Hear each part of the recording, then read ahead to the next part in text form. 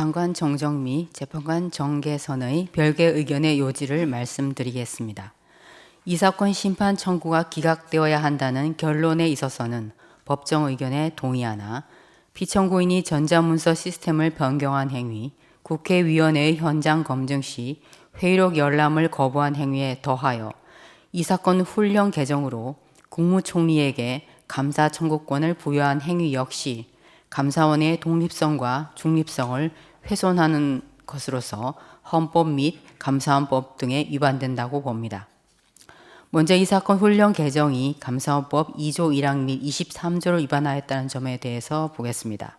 감사원은 사정 기능을 담당하는 권력기관으로서 직무상 독립성과 정치적 중립성을 중요한 요소로 합니다.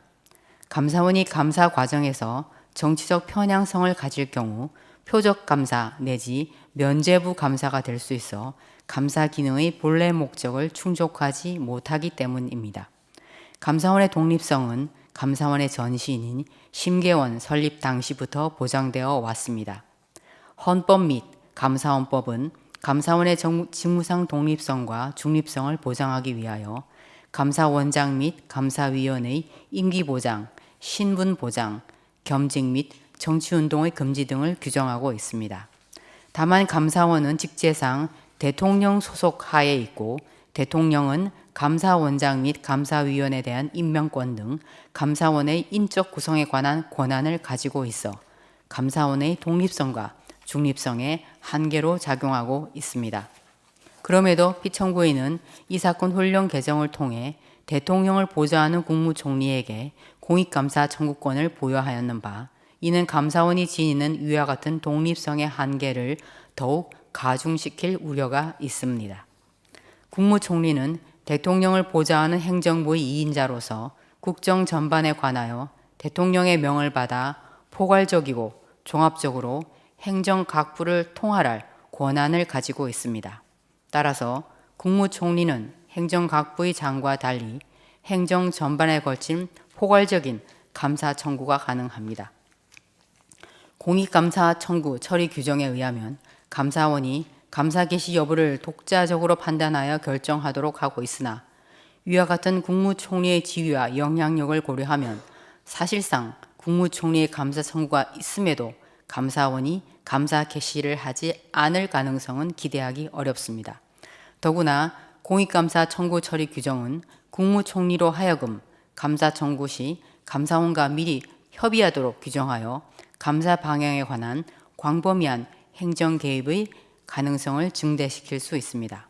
따라서 이 사건 훈령 개정은 감사원의 독립성과 중립성을 훼손하는 것으로서 감사원법 2조 1항에 위반됩니다.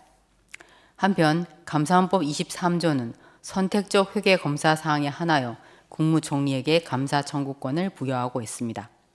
국무총리의 앞서 본 지위와 영향력, 헌법과 법률이 감사원의 독립성과 중립성을 보장하고 있는 취지 등을 고려할 때 감사원법 23조에 규정된 국무총리의 감사 청구권은 위 조항에 규정된 선택적 회계 검사 사항에 한하여만 제한적으로 인정된다고 해석함이 타당합니다. 따라서 이 사건 훈령 개정은 선택적 회계 검사 사항에 한하여 국무총리에게 감사 청구권을 부여한 감사원법 23조에도 위반됩니다. 다음으로 이 사건 훈령 개정이 헌법 100조, 감사원법 12조 1항 1호를 위반하였는지에 관하여 보겠습니다. 헌법 100조는 감사원의 직무 범위 등에 관한 사항을 법률로 정하도록 규정하고 있습니다. 국무총리의 감사 청구가 감사원의 기능 및 독립성에 미칠 부정적 영향을 고려할 때 국무총리에 대한 공익감사 청구권 부여는 감사원의 직무 범위에 관한 실질적 변경을 초래할 수 있으므로 이는 법률 개정을 통하여 이루어져야 합니다. 또한 감사원법 12조 1항 1호는 감사원의 감사 정책에 관하여 감사위원회의 의결을 거치도록 정하고 있습니다. 국무총리에게 공익감사 청구권을 부여하는 것은 감사원의 감사 대상이나 범위에 중요한 영향을 미치는 감사 정책의 변경 사항이라고 볼 수 있으므로 이는 감사위원회의 의결을 거쳐 결정하여야 합니다. 피청구인은 법률 개정 절차 내지 감사위원회의 의결 절차를 거치지 않고 이 사건 훈령 개정을 하였으므로 헌법 100조 및 감사헌법 12조 1항 1호를 위반하였습니다. 다음으로 훈령 개정이 국가공무원법 56조를 위반하였다는 점에 관하여 보겠습니다. 피청구인은 이 사건 훈령 개정을 통해 행정부가 감사원의 독립적인 업무에 관여할 수 있는 통로를 마련하고 감사원을 동원하여 정치적 목적의 감사를 할 수 있는 일말의 가능성을 열어주었습니다. 이는 감사원의 직무상 독립성과 정치적 중립성을 훼손하여 국민 전체를 위한 공익 실현에 반하는 결과를 초래하므로 국가공무원법 56조 위반에 해당됩니다.